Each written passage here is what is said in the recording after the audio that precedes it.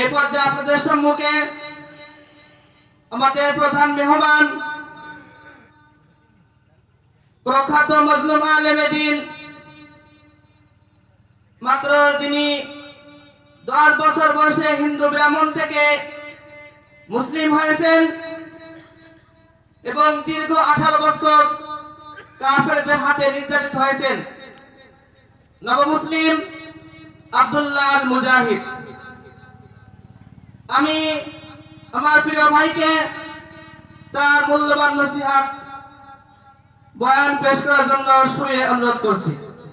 এই পর্যায়ে আপনাদের সম্মুখে নসিহত পেশ করবেন নবমুসলিম আব্দুল্লাহ আল মুজাহিদ। নবমুসলিম আব্দুল্লাহ আল মুজাহিদ, কলকাতা, ভারত। Sound clear? শুনতে পাচ্ছেন সবাই? শীতে কি জমে গেছেন নাকি? আসসালামু আলাইকুম ওয়া রাহমাতুল্লাহ। কেমন আছেন সবাই? আলহামদুলিল্লাহ ভালো আছি আপনাদের দোয়ায়। এই যে এত গভীর রাত্রে আপনারা এখানে এসে বসেছেন, কয় টাকার বান্ডিল আপনাদেরকে দেওয়া হবে? 1 টাকাও না? আচ্ছা, তাহলে কিসের মোহাব্বতে, কিসের নেশায় এখানে এসে বসেছেন? একমাত্র আল্লাহ তাআলার মোহাব্বতে, নাকি? প্রশ্ন এখানে শুধু একটাই, আল্লাহ তাআলা আমাদেরকে যেমনটা ভালোবাসলেন, আমরা কি তাকে সেই ভালোবাসার রিপ্লাই ঠিকমতো করতে পেরেছি কিনা? পেরেছি? আল্লাহ তাআলা পবিত্র কোরআনে বলছেন, আল্লাহকে যেভাবে মূল্যায়ন করার দরকার ছিল তোমরা তা করতে পারোনি, ঠিক কিনা? যা হোক, শেষ জামানা, কিয়ামত খুব শীঘ্রই ঘটবে। ঠিক এমনই একটা মুহূর্তে আরামের ঘুমকে হারাম করে সুখের গরম কম্বলকে ফেলে দিয়ে পরিবার থেকে বিচ্ছিন্ন হয়ে এখানে আপনারা এসে বসেছেন, এই জন্য শুকরিয়া আদায় করি জোরে আলহামদুলিল্লাহ। দেখুন, এখানে আপনি এসেছেন, আপনি যখন ময়দানের দিকে আসছিলেন তখন শুধুমাত্র আপনি একা আসেননি, সাথে আরো কিছু মানুষ রওনা হয়েছিল, কিন্তু শেষ পর্যন্ত তারা এই ময়দানে আসতে পারেনি। শয়তানের ধোঁকায় পড়ে কোনো না কোনো ভাবে এখান থেকে তারা উঠে গেছে, অথবা তারা আসেইনি, ঠিক কিনা? কিন্তু শয়তানের সমস্ত ধোঁকাকে ওভারটেক করে আপনি এখানে এসে বসতে পেরেছেন। এইটা আল্লাহ তাআলার কত বড় যে রহমত, কত বড় যে দয়া, সেটা আপনি কল্পনাও করতে পারবেন না, ঠিক কিনা? আমার রাসূল বলেন, হে মানুষ শোনো, যখন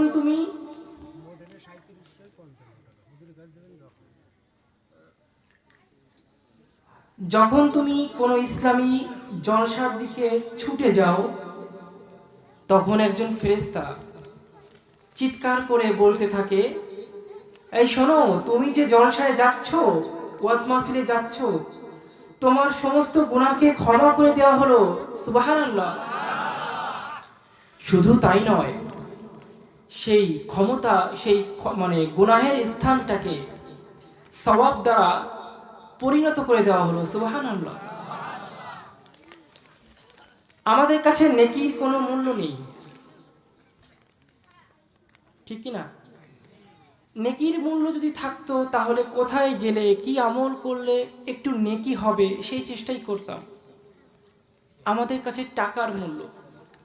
আজকে গ্রামীণ সিম বলবে 10 টাকায় 1 মিনিট আপনি লাভ দিয়ে পড়বেন, 10 টাকায় 20 মিনিট 1 লাভ দিয়ে পড়বেন। রবি সিম যদি এসে বলে, আরে 10 টাকায় 50 মিনিট আপনি সেখানে লাভ দিবেন কেন? এখান থেকে আপনি ওখানে বেশি পাচ্ছেন। কিন্তু এমন কত আমল আছে যে একটা আমল করলে যে সওয়াব, তার থেকে আরো বেশি সওয়াব অন্য আরেকটা আমল করলে, সেদিকে আমরা ফিরে তাকাই না কেন? আমাদের কাছে নেকির কোনো মূল্য নেই।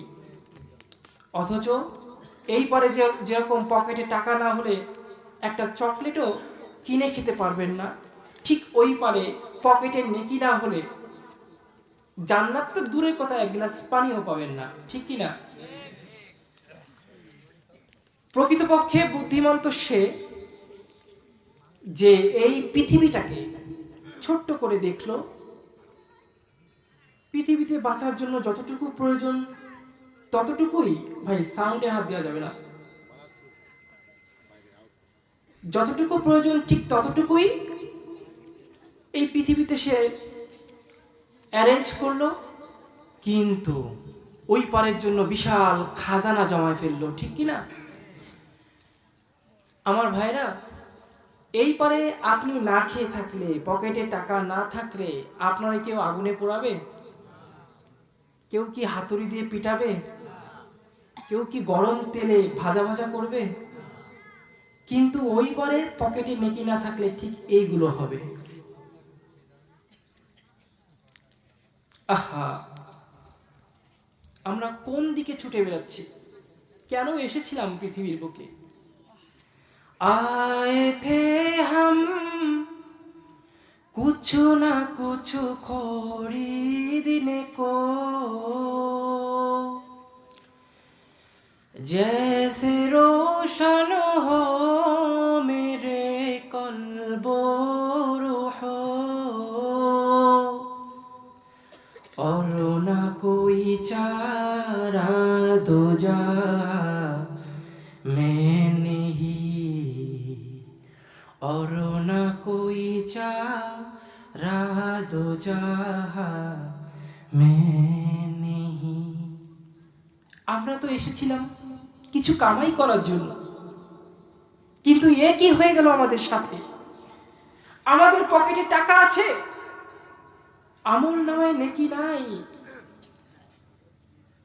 অথচ এই টাকা, একটা টাকাও আপনার কবরে কোনো কাজে আসবে না। কত টাকার মালিক আপনি? কত কোটি আছে আপনার কাছে? একটা টাকাও আপনার কোনো কাজে আসবে না। জীবনের সময় বেশি দিনের নয়, কে খাবে তোমার সঞ্চয়, ঠিক কিনা? হায় রে মাটির এই বিছানা, সবারই সে ঠিকানা, রাজা প্রজা বিচারপতি একই বিচার পাবে, জমিলে মরিতে হবে। কোনো সন্দেহ আছে? আজকে এই সুন্দর রজনীতে কি করছি আমরা? কোন দিকে ছুটে যাচ্ছি? কিসের আশায়, কিসের নেশায় নিজের জীবনটাকে নষ্ট করছি? এই সম্পর্কে দুটো কথা বলবো, থাকবেন তো শেষ পর্যন্ত? কে কে চলে যাবেন হাত তোলেন তো। আল্লাহ কবুল করুক, বলেন আমিন। গরম পানি দেওয়াটা করলো না, চাপে এমন কি তাকে মুখে দিয়ে যাচ্ছে না।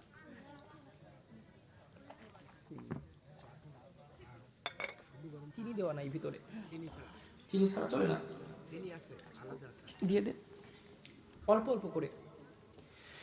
আলহামদুলিল্লাহ, আলহামদুলিল্লাহ নাহমাদুহু ওয়া নাস্তাঈনুহু ওয়া নাস্তাগফিরুহু ওয়া নু'মিনু বিহি ওয়া নাতাওয়াক্কালু আলাইহি ওয়া নাউযু বিল্লাহি মিন শুরুরি আনফুসিনা ওয়া মিন সাইয়্যাতি আ'মালিনা। من يهده الله فلا مضل له ومن يضلله فلا هادي له ونشهد أن لا إله إلا الله وحده لا شريك له ونشهد أن سيدنا ومولانا محمد عبده ورسوله أرسله بالحق بشيرا ونذيرا وداعيا إلى الله بإذنه وسراجا منيرا সবাই অন্তরের অন্তরস্থল থেকে বলবেন আল্লাহুম্মা সাল্লি আলা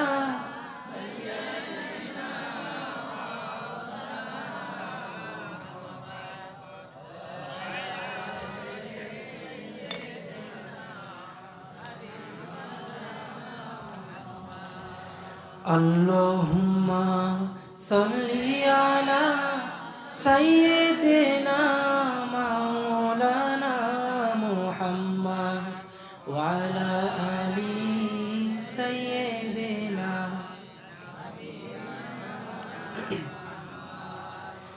मेरा दिल तरफ रहा है मेरा जल रहा है सीना कैसे जाऊं मैं मेरे आका जहाँ है मदीना कैसे जाऊं मैं मेरे आका जहाँ है मदीना अल्लाहुम्मा सल्ली अला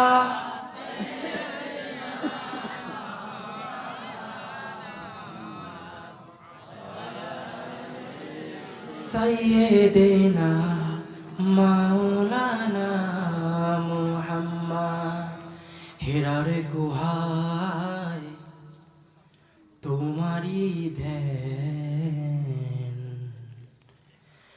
আসমান থেকে নামে আল কোরআন হেরার গুহায় তোমারি ধ্যান আসমান থেকে নামে আল কোরআন ভাঙলো সবার ভুল তোমারি পরে আসলো সবাই ছায়া তলে হে রাসূল তোমাকে ভুলি আমি কেমন করে হে রাসূল তোমাকে ভুলি আমি কেমন করে আল্লাহুম্মা সাল্লি আলা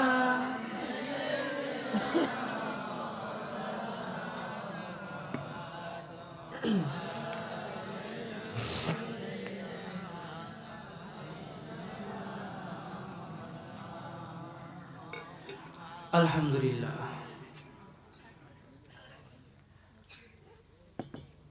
আজকের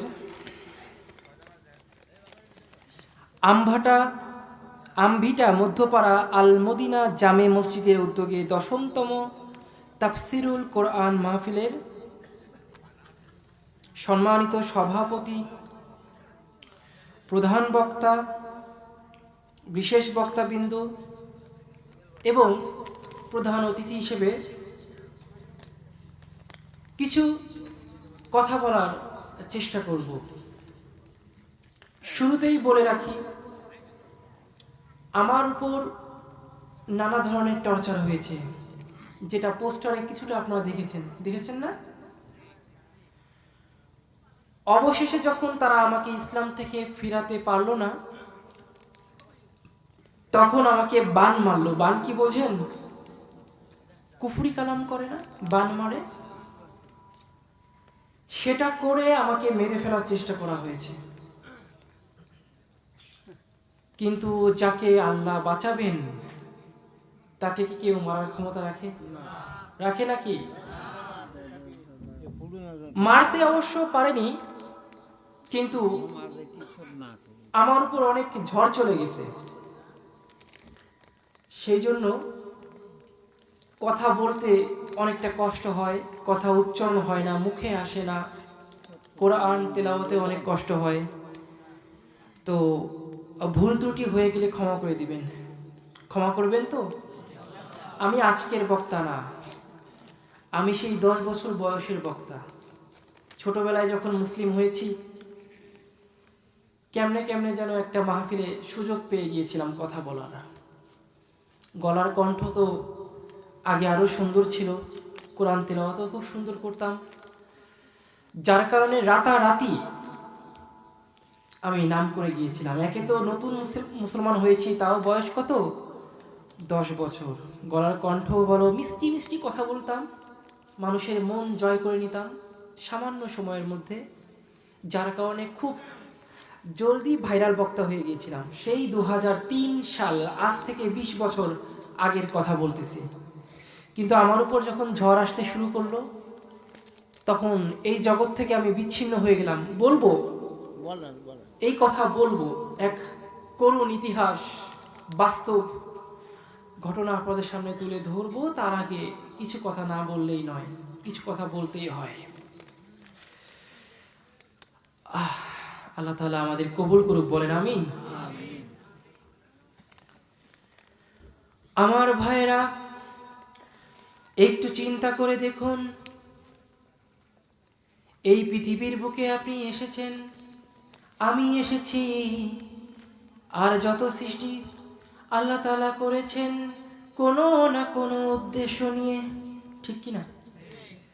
উদ্দেশ্য ছাড়া শুধুমাত্র পাগল রাস্তায় হাঁটে, পাগলের কোনো উদ্দেশ্য থাকে না।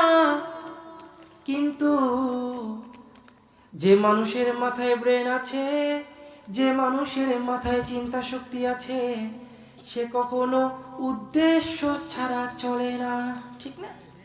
এই পৃথিবীর বুকে যাকে দেখেন, আমরা হচ্ছে সবাই পাগল। সবাই কি?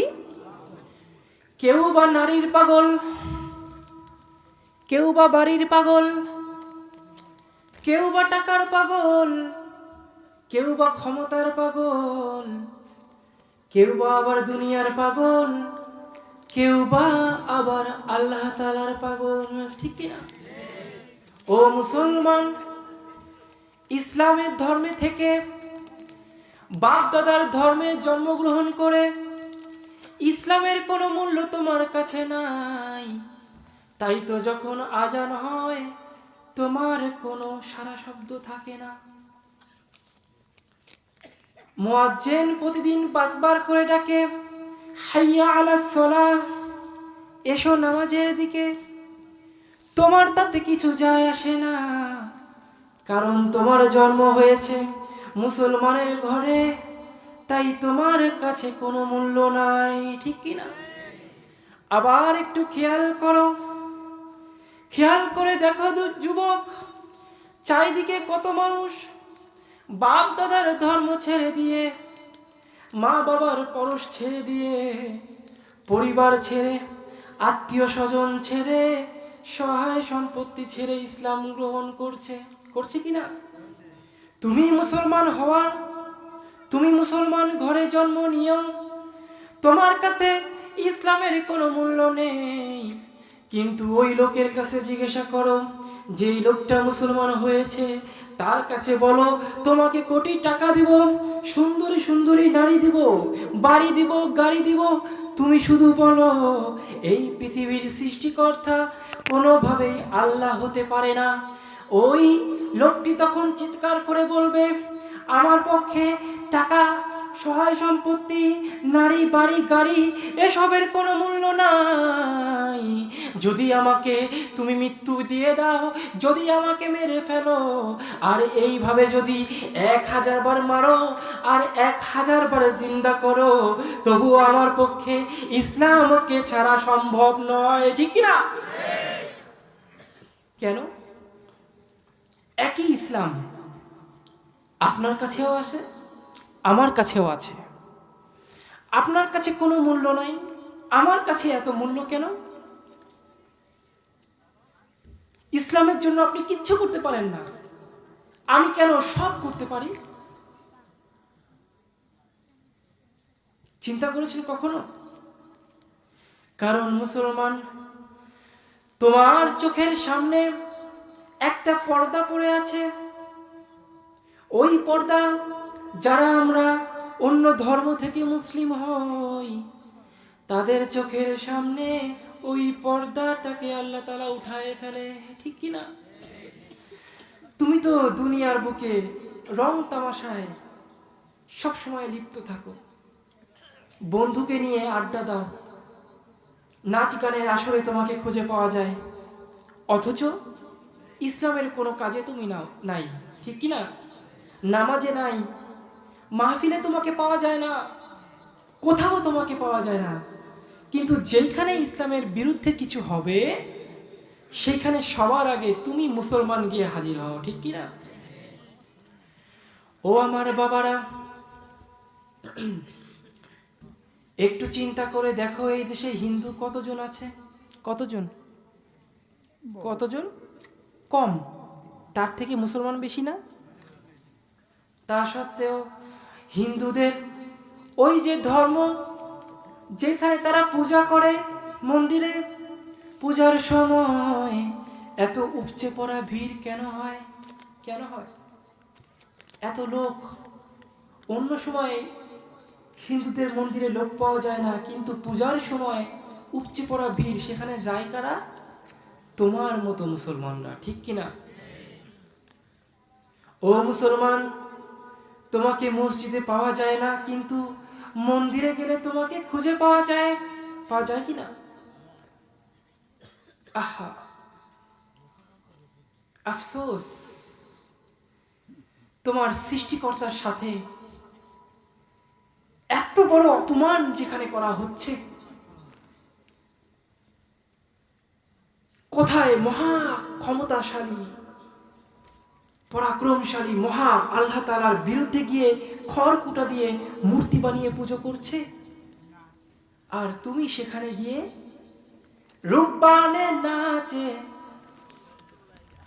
কোমর দুলাইয়া, ওই যে আবার কয় কোমর এমন দুলাবে কবরে গেলে, চাম্মাক চাললো হাতুড়ি দিয়ে কোমরের উপরে এমন দুলান দিয়াবে,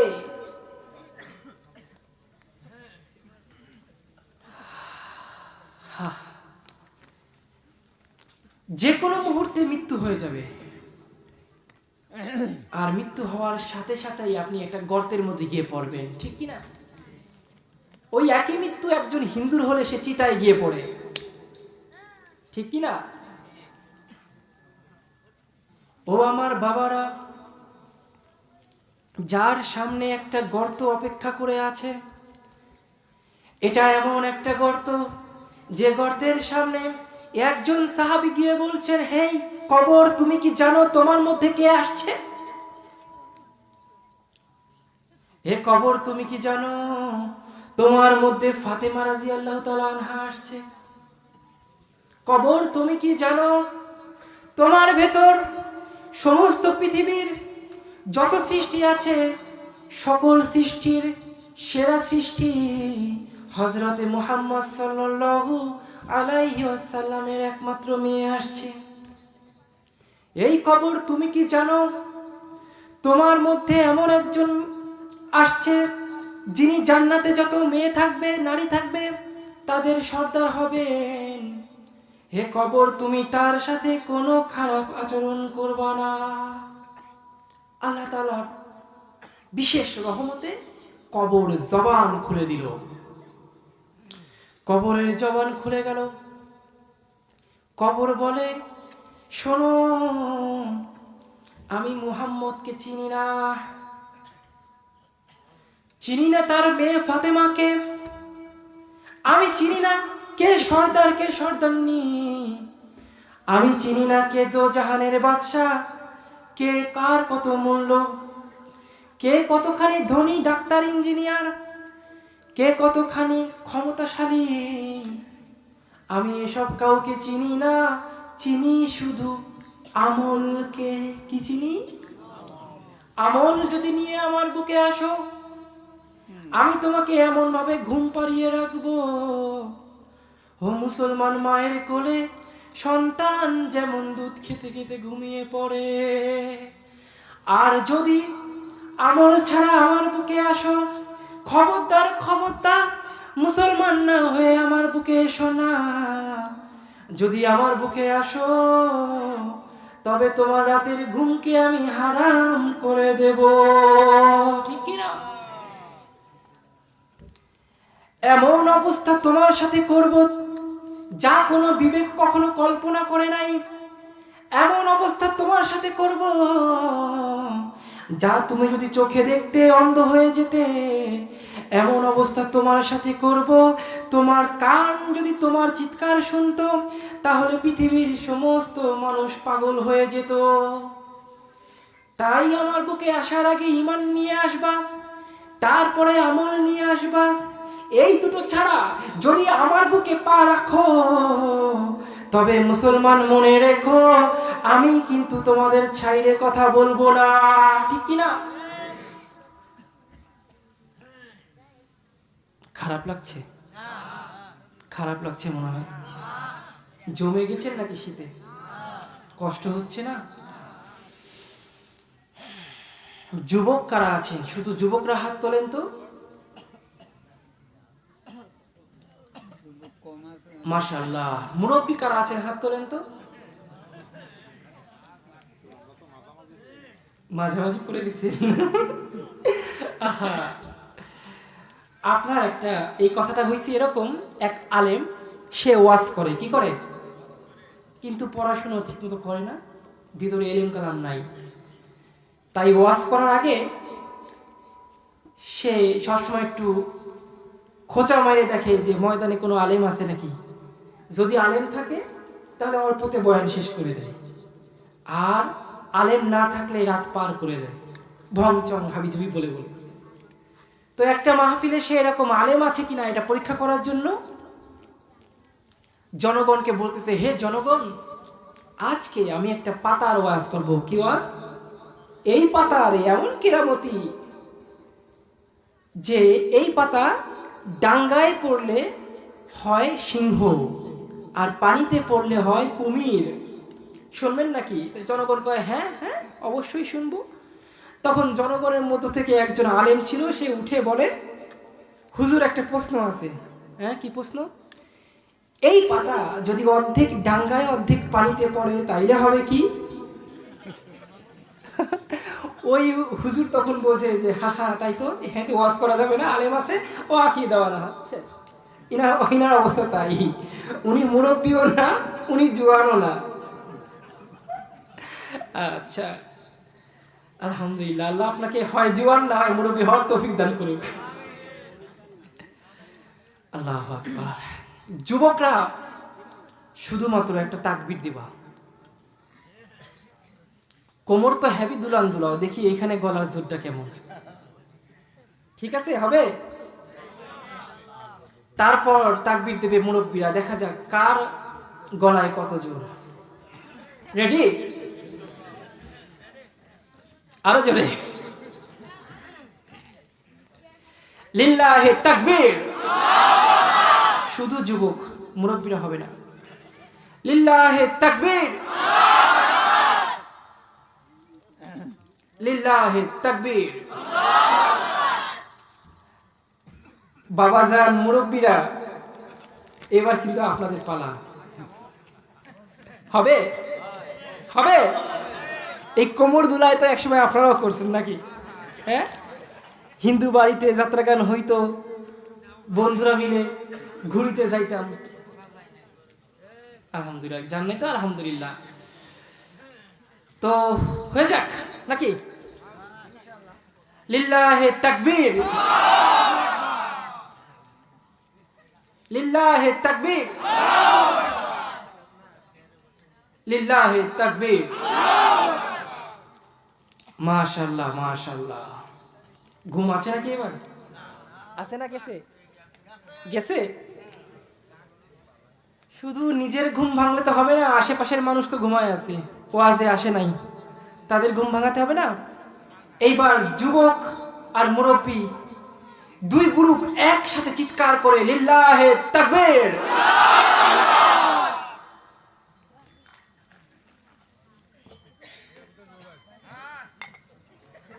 আলহামদুলিল্লাহ। আলোচনা চলবে চলবে। এই দুনিয়ায় সবই পর, কবর যে তোর আসল ঘর। এই দুনিয়ায় সবই পর, কবর যে তোর আসল ঘর। কেমনে সেথায় থাকবি পড়ে যতই করো বাহানা। কেমনে সেথায় থাকবি পড়ে যতই করো বাহানা। চিন্তা করে দেখো না কবরে কি যাইবা না। চিন্তা করে দেখো না কবরে কি যাইবা না। যেই কবরে আল্লাহ ছাড়া সঙ্গী কেহ থাকবে না। যেই কবরে আল্লাহ ছাড়া সঙ্গী কেহ থাকবে না। চিন্তা করে দেখো না কবরে কি যাইবা না। ঠিক কি না? এই দুনিয়া ছাড়িয়া কোথায় যাইবা ভাগিয়া। এই দুনিয়া ছাড়িয়া কোথায় যাইবা ভাগিয়া। মরণ তোমায় লইবে ঘিরি যতই করো বাহানা। মরণ তোমায় লইবে ঘিরি যতই করো বাহানা। চিন্তা করে দেখো না কবরে কি যাইবা না। চিন্তা করে দেখো না কবরে কি যাইবা না। যেই কবরে আল্লাহ ছাড়া সঙ্গী কেহ থাকবে না। যেই কবরে আল্লাহ ছাড়া সঙ্গী কেহ থাকবে না। চিন্তা করে দেখো না কবরে কি যাইবা না। চিন্তা করে দেখো না কবরে কি যাইবা না। ঠিক কি না? ওই কবরে যেতে হবে। কবরে যাওয়ার আগে আল্লাহ তাআলা পরিষ্কার করে আমাদেরকে উদ্দেশ্যটাকে স্মরণ করিয়ে দিচ্ছেন। হে বান্দা, তোমাকে দুনিয়ার বুকে কেন পাঠিয়েছি শোনো। কেন পাঠিয়েছি শোনো। দুনিয়ার বুকে যে তুমি নাচ গান করবা, দুনিয়ার বুকে খেলাধুলা করবা, মারামারি করবা, নেতাগিরি করবা, যা ইচ্ছা তাই করবা, সেই জন্য তোমাকে আমি সৃষ্টি করিনি। তোমাকে সৃষ্টি করেছি শুধুমাত্র ইবাদত করার জন্য।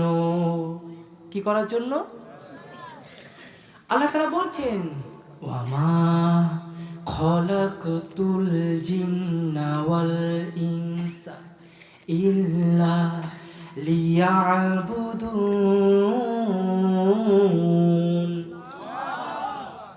হে মানুষ, আমি জিন আর মানুষকে সৃষ্টি করেছি শুধুমাত্র ইবাদত করার জন্য। ঠিক কিনা? সুতরাং যুবক ভাইরা, তুমি খাওয়া দাওয়া ঘুমাবা, সেই জন্য তোমাকে সৃষ্টি করি নাই। তুমি নাচ গান করবা, খেলাধুলা করবা, সেই জন্য তোমাকে সৃষ্টি করি নাই। তুমি পড়াশোনা করবা, চাকরি করবা, ইঞ্জিনিয়ার হবা, সেই জন্য তোমাকে সৃষ্টি করি নাই। তুমি জজ হবা, ব্যারিস্টার হবা, সেই জন্য তোমাকে সৃষ্টি করি নাই। তুমি উকিল হবা, তুমি নেতা হবা, সেই জন্য তোমাকে সৃষ্টি করি নাই। তোমাকে সৃষ্টি করেছি ইল্লাহ লিয়াবুদুন, শুধুমাত্র ইবাদত করার জন্য। শুধুমাত্র কি? আল্লাহ। তার মানে কি খাওয়া দাওয়া লাগবে না? খাওয়া দাওয়া লাগবে কি না? অবশ্যই খাইতে হবে, কিন্তু সেই খাওয়াটা আপনি যখন খেতে বসেছেন, আপনার পাশের গ্রামে অথবা পাশের ঘরে এক হিন্দু ভাইও খেতে বসেছে, কিন্তু কিয়ামতের মাঠে তাকে বলা হবে না তুমি কিভাবে খেয়েছো। এই প্রশ্ন তুমি মুসলমান তোমাকে করা হবে। কারণ তোমাকে সৃষ্টি করা হয়েছে ইল্লা লিয়াবুদুন, শুধুমাত্র ইবাদত করার জন্য। এখন খাইতে গেলে সুন্নাত তরিকা আছে না নাই? আছে না নাই? ও আমার যুবক ভাইয়েরা, ও আমার মুসলমান ভাইয়েরা, এই খাবার খাওয়াটাকে যদি তুমি ইচ্ছা মতো খাও, সেইটা হয়ে যাবে নাফরমানি। আর এই কারণেই কিয়ামতের মাঠে তোমাকে জাহান্নামের আগুনে দাউ দাউ করে জ্বলতে হবে। কারণ আল্লাহ তাআলা বলছেন ওই মাঠে তোমার চুল পরিমাণ হিসাব নেওয়া হবে, ঠিক কিনা? ওমা ইয়ামাল মিসকালা যাররাতিন খায়রান ইয়ারা শাররান ইয়ারা, সেই সময় তোমার যারটা পরিমাণ ভালো আর মন্দ, চুল পরিমাণ ভালো আর মন্দর হিসাব নেওয়া হবে, ঠিক কিনা? সুতরাং তুমি ওই দিন খাবারটা খাইছিলা সুন্নাত তরিকায় কিনা নাকি নিজের ইচ্ছে, এটা কি হিসাব নেওয়া হবে না? ও আমার যুবক ভাইরা, যদি তুমি নিজের ইচ্ছা মতো খাও তবে ওই খাওয়ার জন্য জাহান্নামে যাবা, আর যদি সুন্নাত তরিকায় খাও তবে ওই খাওয়ার জন্য কিয়ামতের মাঠে তুমি জান্নাতে চলে যাবা, ঠিক কিনা? প্রতিটি কাজ যদি সুন্নাত তরিকায় করো ওইটা হবে ইবাদত, আর সুন্নাতের বাইরে যদি চলে যাও ওইটা কি হবে? নাফরমানি। এখন আমাদের মধ্যে তো অনেকে চেয়ার টেবিলে বসে খায় না? খায় কি না? আরে আমরাও তো খাই, আমরা সবাই খাই না?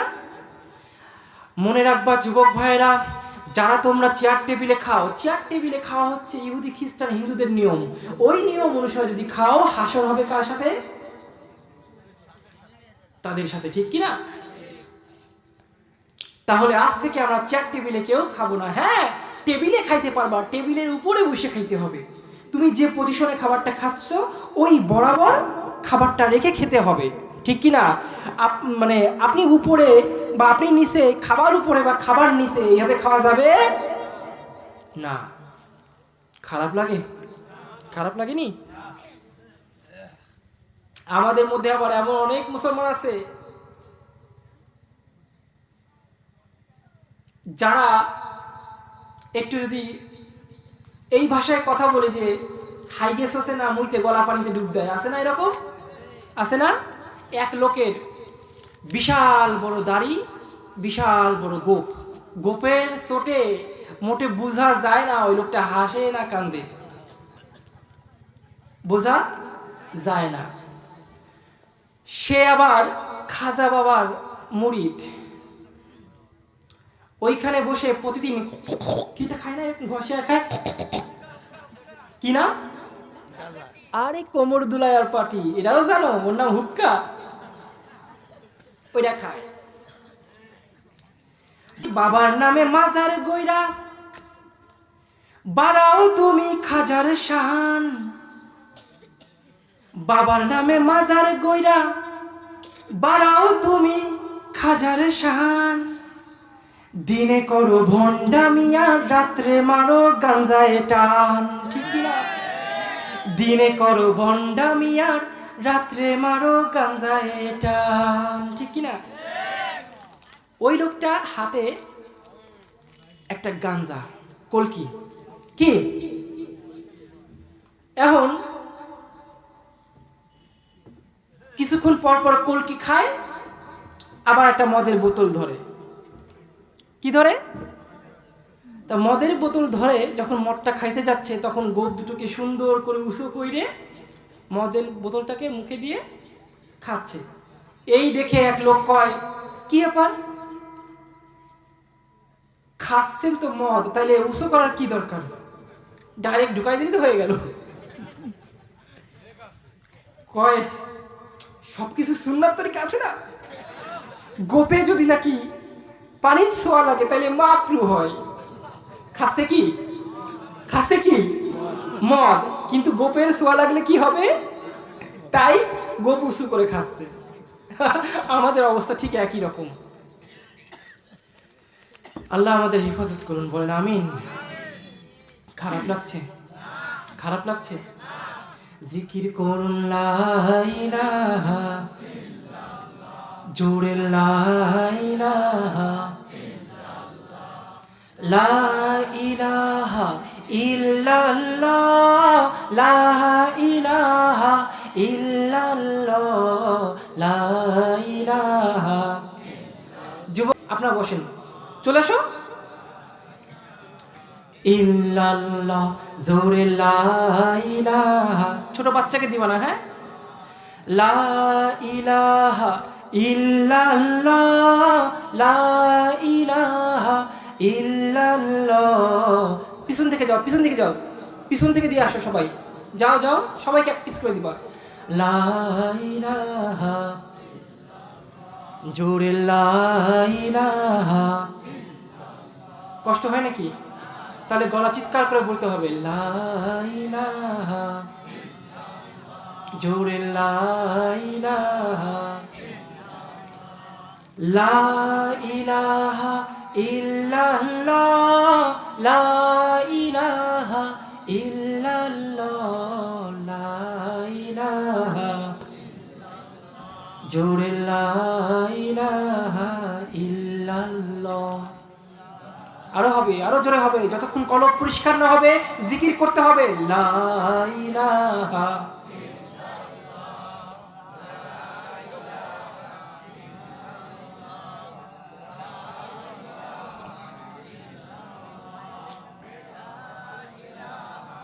ইল্লাল্লাহ, লা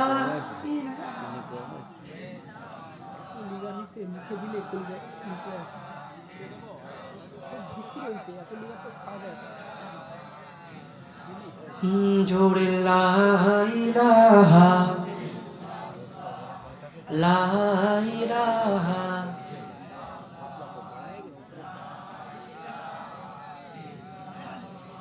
লা ইলাহা ইল্লাল্লাহু মুহাম্মাদুর রাসূলুল্লাহ সাল্লাল্লাহু। ইনশাআল্লাহ কথা হবে। আমার ভাইরা, সবাইকে শুধু একটা কথা মনে করিয়ে দিচ্ছিলাম, দুনিয়ার বুকে আপনি যা করেন নিজের আশার উদ্দেশ্যটাকে ভুলবেন না। এই পৃথিবীর বুকে কত মানুষের কত রকম ভাবে মৃত্যু হয়ে যাচ্ছে, ঠিক কি না? আপনি আমি যে কালেমা এখন পড়লাম, মৃত্যুর সময় অনেকেরই কিন্তু এই কালেমা নসিব হয় না, ঠিক কি না? কিভাবে নসিব হবে? তুমি তো ইবাদতকে ছেড়ে দিয়ে, আল্লাহর গোলামিকে বাদ দিয়ে শয়তানের গোলামিকে বুকে আঁকড়ে ধরেছো, ঠিক কি না? আমার যুবক ভাইয়েরা, আমাদের মধ্যে অনেকেই আছে যারা কানের মধ্যে হেডফোন দিয়ে গান শুনি কিনা বলেন, শুনি কিনা? ও আমার যুবক ভাইরা, কানের মধ্যে হেডফোন দিয়ে তুমি রাস্তায় চলাচল করো, কানের মধ্যে হেডফোন দিয়ে গান শুনতে শুনতে ঘুমায়া পড়ো। চিন্তা করে দেখো, ওই ঘুম যদি আর না ভাঙে তাহলে কেমন হবে? কি মুখ নিয়ে আল্লাহর সামনে দাঁড়াবা? কি উত্তর তুমি কবরে গিয়ে দিবা? হাসরের ময়দানে তোমার কি অবস্থা হবে? একবারও কি চিন্তা করেছো? दुनिया में हो दुनिया का तलबगार न हो, बाजार से गुजरना हो खरीदार न हो। दुनिया में हो दुनिया का तलबगार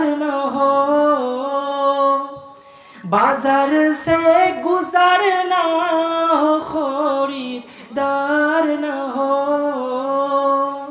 ए दुनिया के मिसले कागज फूल है ए दुनिया के मिसले कागज फूल है जिंदगी में बंदगी तो करना है जिंदगी में बंदगी तो करना है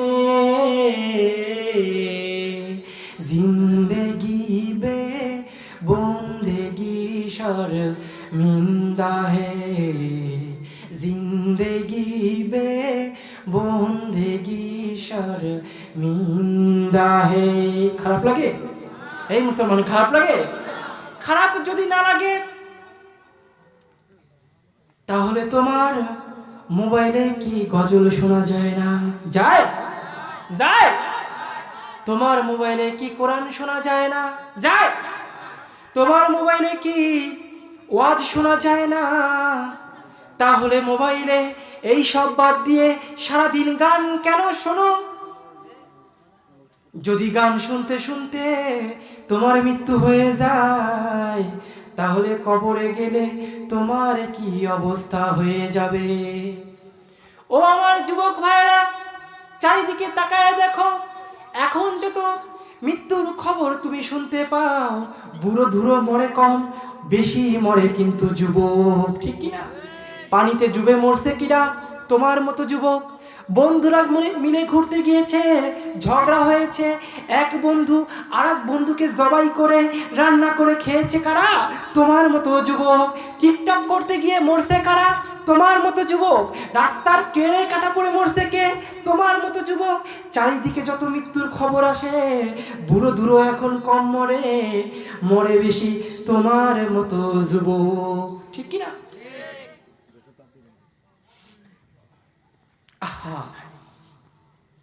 যাদের উপর ইসলামকে টিকে থাকার কথা যারা ইসলামকে টিকিয়ে রাখবে ঠিক তারাই আজ ইসলামকে ছেড়ে দিয়ে দূরে সরে গিয়েছে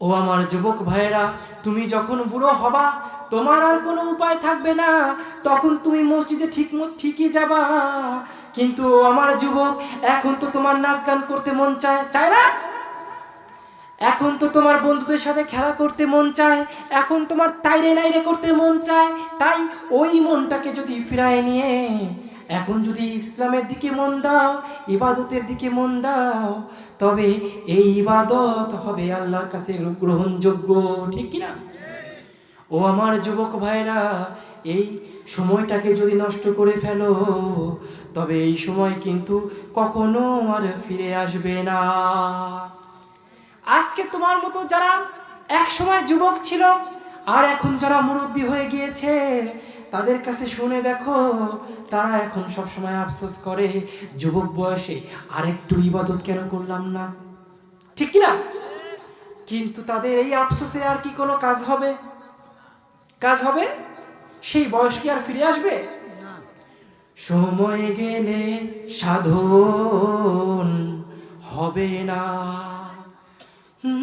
সময় গেলে সাধন হবে না তুমি দিন থাকিতে দিনের সাধন কেন করলা না সময় গেলে সাধন হবে না ও সময় গেলে সাধন হবে নাকি এই বয়সটা চলে গেলে কি আর সাধনা করার সময় থাকবে জানো না মন খালে বিলে থাকে না মিন জল শুকালে জানো না মন খালে বিলে থাকে না মিন জল শুকালে কি আর হবে বাদাম দিলে তাতে মোহনা রয় না,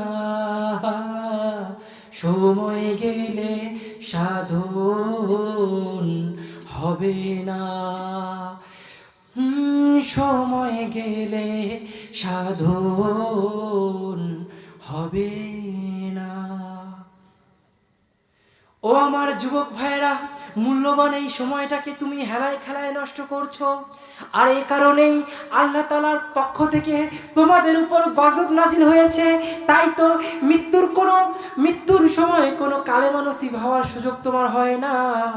ও আমার যুবক ভাইরা, ফাঁসির মঞ্চে যে ব্যক্তিকে ফাঁসি দেওয়া হবে, যে ব্যক্তি হত্যা করেছে, খুন করেছে, রাহাজানি করেছে, এমন পাপিষ্ঠ ব্যক্তিকেও তো কালেমা পড়ানোর সুযোগ দেওয়া হয়, ঠিক কি না? কিন্তু তুমি তাদের থেকেও জঘন্য, তোমাকে মৃত্যুর সময় কালেমা পড়ার সুযোগটুকু দেওয়া হয় না, ঠিক কি না? তাই সময় থাকতে ইবাদতে ফিরে আসো।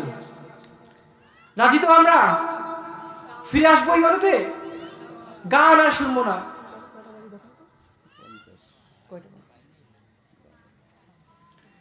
আর আমরা কেউ গান শুনবো না, প্রতিটি কাজ করব সুন্নাত তরিকায়। তাহলে সেটা কি হবে? সেটা কি হবে? ইবাদত হয়ে যাবে। আর সুন্নাতের বাইরে যদি আপনি সময় কাটান, নিজের ইচ্ছা মতো জীবনযাপন করেন, নিজের ইচ্ছা মতো ঘুমান, তাহলে মনে রাখবেন ওই যে ঘুম পড়লেন, ওই ঘুমের কারণেই কিয়ামতের মাঠে আপনাকে জাহান্নামে আগুনে দাউ দাউ করে জ্বলতে হবে, ঠিক কি না? ও আমার যুবক ভাইয়েরা, আমাদের মধ্যে এখন অনেকেই আছি যারা রাত জেগে ফেসবুক চালায়, রাত জেগে ইউটিউব দেখে, রাত জেগে মেয়েদের সঙ্গে চ্যাটিং করে, আছে না নাই? আছে না? তুমি তোমার যৌবনটাকেও নষ্ট করে দিচ্ছ। তুমি তোমার যৌবনটাকেও নষ্ট করে দিচ্ছ। তুমি যদি এইভাবে রাত জাগো, এক সময় তোমার শরীরে শক্তি থাকবে না, হাঁটতে গেলে মাথা ঘুরাবে, চোখ মুখ বসে যাবে, ঠিক কি না? এরকম হয় না? দেখেন না এখন অধিকাংশ যুবকরা সব পাটকাঠি, ধাক্কা মারলে মক্কায় চলে যায়, ঠিক কি না? যুবক ভাই, নিজের সময়টা কোথায় তুমি ব্যয় করছো? অথচ পুরো রাত তুমি ফেসবুক চালাইলা, কিন্তু আল্লাহকে একটা সেজদা করার সময় তোমার হলো না। আবার সেই অবস্থায় তুমি ঘুম পড়ো, ফজরের আজানে তোমার ঘুম ভাঙে না। কি বলবো, কাকে বলবো, কাকে বোঝাবো? তোমাদের মতো যুবক তো আমি নিজেও। আরে এক সময় তো কনসার্টে আমিও গান করতাম। আমাকে যখন ধরে নেওয়া হলো ছোটবেলা থেকে, বললাম না বারবার আমাকে ধরে নেওয়া হয়েছে, আমাকে নির্যাতন করা হয়েছে। এক সময় আমার উপর নির্যাতন করে এমন একটা অবস্থা করা হয়, যখন আমি ধীরে ধীরে ব্যান্ড আছে না, ব্যান্ড সঙ্গীত চিনেন? ব্যান্ড সঙ্গীত, নাচ গানে আমি যুক্ত হয়ে গেলাম। তুমি কি গান গাইতে পারো? পারো নাকি? তুমি গান গাইলে পাশে কুত্তায় কান্দে না তুমি গান গাও, এটা বোঝা যাবে না। কিন্তু আমি যে গান গাইতে পারি, এই যে গজল মজল গাই, শোনো নাই? হ্যাঁ, কিন্তু সেই গানের জগৎটাকে দূরে ফেলে দিয়ে ইসলামের দিকে চলে এসেছি আবারও। বলেন আলহামদুলিল্লাহ। তুমি কি নাচতে পারো? নাচতে পারো নাকি? আমি কিন্তু ড্যান্স করতে পারি, ব্রেক ড্যান্স। এগুলো কি 16 বিট 18 বিট? যারা গান শোনো, এই বিট তোমার কলবকে শক্ত করে দিচ্ছে। এই বিট, এই যে তুমি কানে হেডফোন দিয়ে গান শোনো, এই বিটের কারণে তোমার মনে আল্লাহর জন্য মায়া মহব্বত সব মুছে যাচ্ছে। আমারও মুছে গিয়েছিল, কিন্তু আবার ফিরায় এনেছি। আরে তুমি যদি আল্লাহর ইবাদত না করো, তাতে আল্লাহর কিছু যায় আসে? যায় আসে নাকি? তোমার মতো কত বান্দা আছে যারা প্রতিদিন প্রতি রাত সবসময় আল্লাহর সেজদায় পড়ে থাকে, আছে না নাই? তোমার মতো আদনা থেকে আদনা ছোট পর্যায়ে একটা লোকের সেজদার আল্লাহর কোনো কাজে আসবে? হ্যাঁ, তোমার সেজদার অপেক্ষা কি আল্লাহ বসে থাকে নাকি? কিন্তু চিন্তা করে দেখো, তোমার মতো অনেক বান্দা আল্লাহর আছে, কিন্তু তোমার কয়টা আল্লাহ আছে? কয়টা আল্লাহ আছে? একজনই তো, একজনই না? তাই আমার যুবক ভাইয়েরা, শয়তান তো আমাদের গুনাহ করাবে, শয়তান তো আমাদের ধোঁকায় ফেলাবে, কিন্তু শয়তানের গুনায় পড়ে আল্লাহকে ভুলে গেলে চলবে না।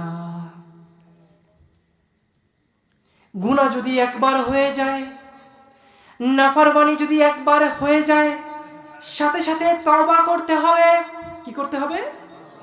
তওবাটা কি জানা আছে? তওবাটা কি?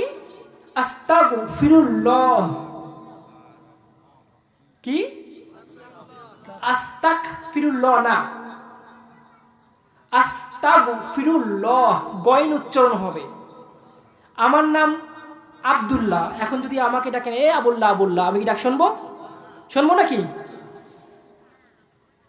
দেন না, আমাদের এক একজনের নাম, মুসলমানের নাম শুনলে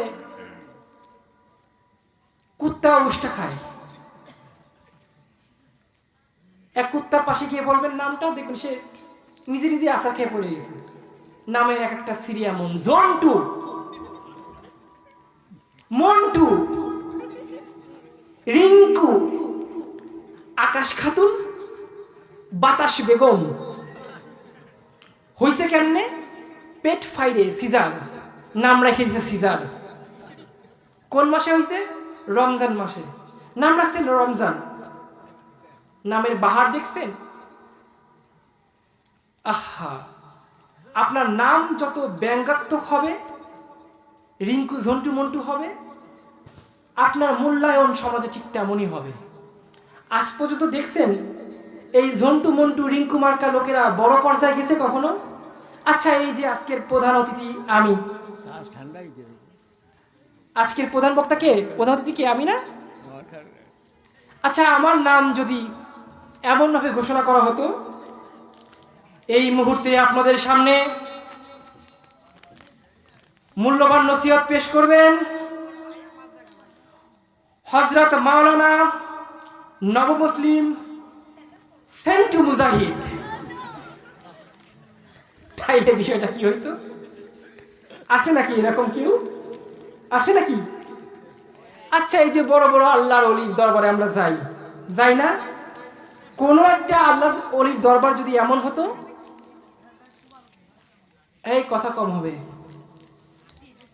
যে এই যে দরবার শরীফ দেখছেন, এখানে এই মাজারটা হচ্ছে খানায় কাবা, নূরে মুজাসসাম, কামেলে পীর। দেখেন না, পীরদের একটা নামের তালিকা থাকে, পড়তে পড়তে দিন শেষ হয়ে যাবে কিন্তু তালিকা শেষ হয় না। মুজাদ্দেদে আলম, অমুক তমুক, হযরত মাওলানা রিঙ্কু রহমাতুল্লাহ আলাইহি। শুনছেন নাকি রিঙ্কু রহমাতুল্লাহ আলাইহি? আছে নাকি? কিন্তু ন্যাংটে বাবার দরবার শরীফ কিন্তু আমি দেখছি, আছে নাই? একবার প্রোগ্রামে যাচ্ছি, যেতে গিয়ে গাড়িটা 20 মিনিট সময় দিছে, টায়ারে সমস্যা হয়েছে। আমি আর ও দুজনে নামলাম, নেমে দেখি বিশাল বড় গেট, ল্যাংটা বাবার দরবার শরীফ। এটা শুনে আমার মুখে এরকম কাপড় উঠে গেছে, লজ্জায় লজ্জায় আমার কাপড় উঠে গেছে। আমার ভাইরা, আমি করলাম কি? এই এই এই, কি সমস্যা? কি হয় চলে যাবেন, না হয় বসবেন। উঠা বসা চলবে না।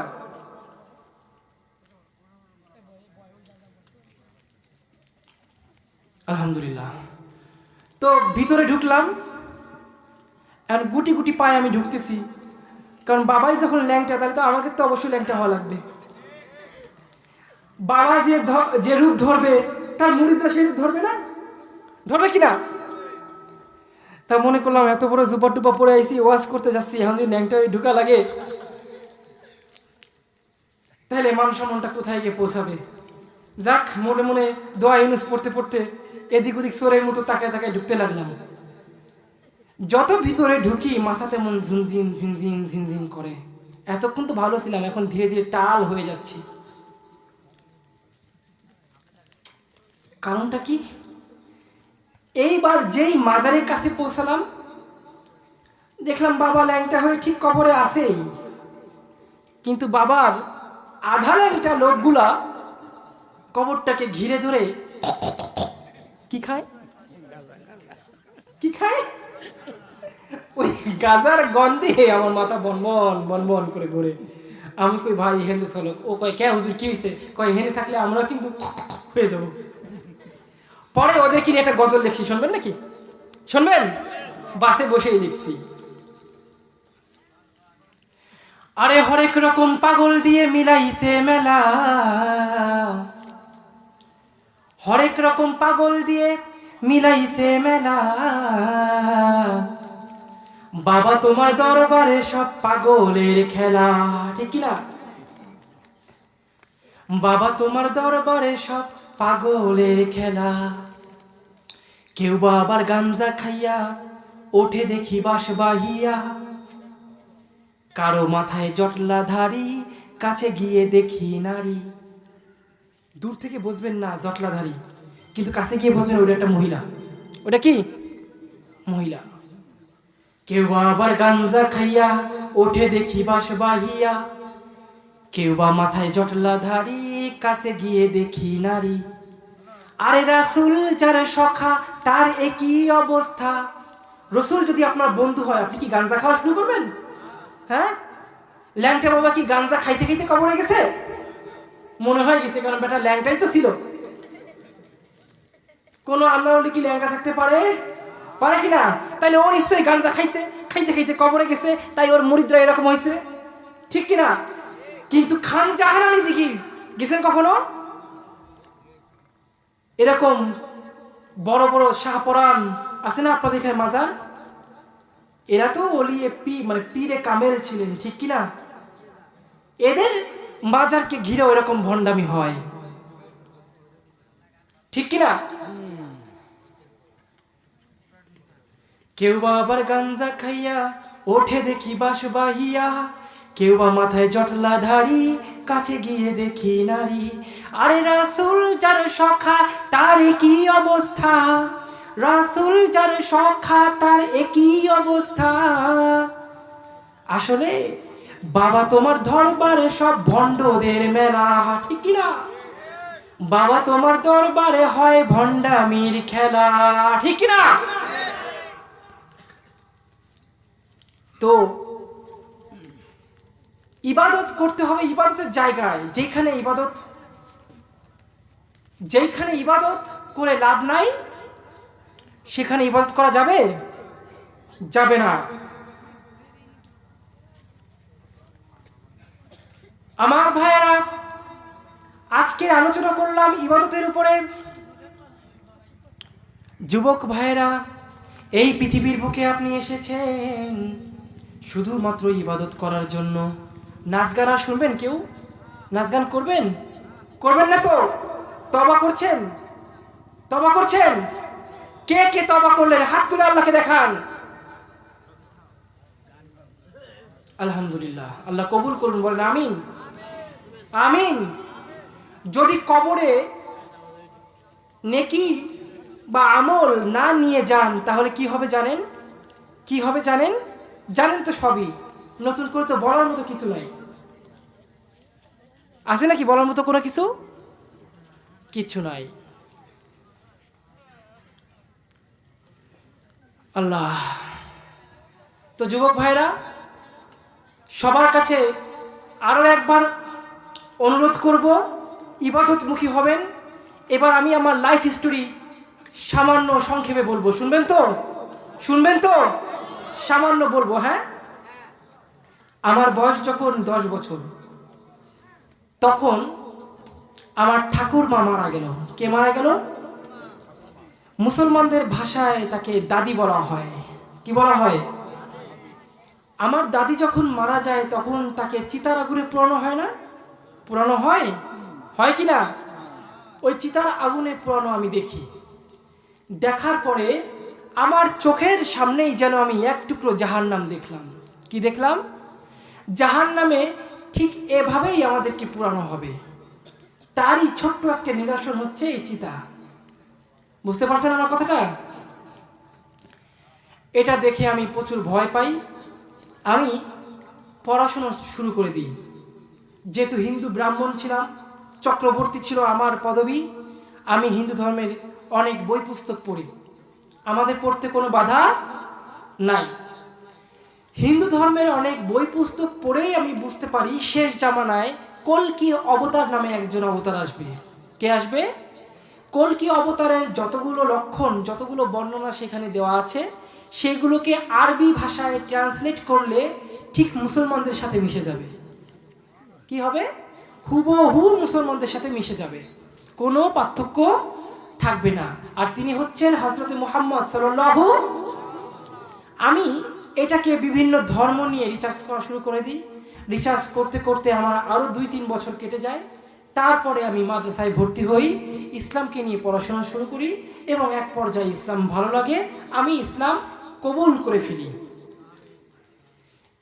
এরকম করতে করতে 10 বছর পার হয়ে এখন প্রায় 13-14 বছর হয়ে গিয়েছে। কিন্তু আমার পরিবার অসংখ্যভাবে আমাকে খোঁজাখুঁজির চেষ্টা করেছে, পায় নাই। অবশেষে আমাকে কুফরি কালাম করে প্রায় আধা পাগল বানায় ফেলায়। কি করে? আধা পাগল বানায় ফেলায়। আমি যখন মানে বিভ্রান্ত হয়ে গেলাম, পড়াশুনো করতে পারছি না, পড়াশোনায় মন বসছে না, ইবাদতে মন বসছে না, আর বাসায় ফিরে যেতে মন চাচ্ছে, ঠিক সেই মুহূর্তে আমার মুখে আল্লাহ তাআলা কালেমা শরীফ জারি করে দেন, লা ইলাহা, এইটা জারি করে দেন। আমি অল টাইম জিকির করতে শুরু করি, অপরদিকে পড়াশুনো করি না। কিন্তু নিজের ক্লাসের বই না পড়লেও, মাদ্রাসার কিতাব না পড়লেও, আশেপাশে যত কিতাব আছে আমি সব পড়তে শুরু করে দিই। নিজের কিতাব পড়তে ভালো লাগে না, কিন্তু আমার উপরের ক্লাস বা অন্য অন্য যত কিতাব আছে এরকম বহু কিতাব আমি পড়া শুরু করি। মানে পড়াটাই নেশা হয়ে যায়, কিন্তু নিজের ক্লাসের না। বুঝতে পারছেন? শয়তান ধোঁকা দিয়ে আমাকে বান মেরে চেষ্টা করেছিল, পড়াশোনাই আমাকে দিয়ে করাবে না।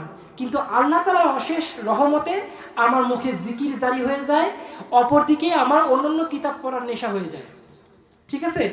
এইভাবে বিভিন্ন কিতাব পড়ে পড়ে সময় কাটে, কিন্তু এক পর্যায়ে পরিপূর্ণ আধা পাগল হয়ে আমি বাসায় ফিরে যেতে বাধ্য হই। তখন আমি প্রায় কাফিয়ার ছাত্র, কাফিয়ার জামাতে পড়ি। বাসায় ফিরে যাওয়ার পরে গোপনে গোপনে মাদ্রাসায় পড়াশোনা করি। পরে আবার পরিবারের পক্ষ থেকে হিন্দু ধর্ম আছে না, তাদের সাথে মিশতে হয়। মিশার কারণে আস্তে আস্তে হিন্দু হয়ে যায়, কিন্তু ইমানটা খালি যায় না, আমল সব কি হয়ে যায়? শেষ হয়ে যায়, বরবাদ হয়ে যায়। মুখের জিকিরটাও আজ আর নাই, মুখে কি জিকিরও নাই, কিন্তু অন্তরের মধ্যে আল্লাহ তাআলার প্রতি একটা মহাব্বতের টান ছিল। মহাব্বতের কি ছিল? টান ছিল। আমি নামাজ পড়া, কালাম করা বাদই দিয়ে দিলাম, দিতে বাধ্য হয়েছি, কারণ থাকি তো হিন্দুদের মধ্যে, এটা কি সম্ভব? এরপরে আবার কলেজে ভর্তি হই, পাশাপাশি নাচ গানের মধ্যে ঢুকে যাই। নাচ গান করতে শুরু করি প্রায় আরও 2-3 বছর। এর মধ্যে হঠাৎ করে আল্লাহ তাআলা স্বপ্নে দেখায়, সেই স্বপ্নে দেখায় বাড়ি ছেড়ে আবার পালান দিই। পালান দিয়ে আবার নতুন করে পড়াশুনো শুরু করি। এটা 2020 সালে আমি পরিবার থেকে ফিরে এসে একদম কি বলে খাতা কলমে তাদেরকে আমি ত্যায্য করে দিই। এখন আর সমস্যা হয় নাই কোর্টের মাধ্যমে করার পর থেকে, কিন্তু সেই কুফরি কালামের আসরটা এখনও আছে। এখনো আমার জীবনটা যেন দুর্বিষহ। আমার জন্য দোয়া করবেন তো সবাই? দোয়া করবেন তো? আমার মতো মানুষ এখন মানে কি বলে রাস্তায় সেই উন্মাদ পাগল হয়ে যাওয়ার কথা, না হয় মরে যাওয়ার কথা, কিন্তু মহান আল্লাহ তাআলার অশেষ রহমতে আমি এখনো বেঁচে আছি, আর এখনো আমি সুস্থ মস্তিষ্কে আছি, একমাত্র বিশেষ করে আল্লাহ পাকের রহমতের কারণে। তো আপনি যখন ইবাদত বাড়ায় দিবেন, যখন জিকির করবেন, অল টাইম যখন মুখে জিকির জারি হয়ে যাবে, তখন দুনিয়ার কেউ আপনাকে আল্লাহ থেকে সরায় নিতে পারবে না।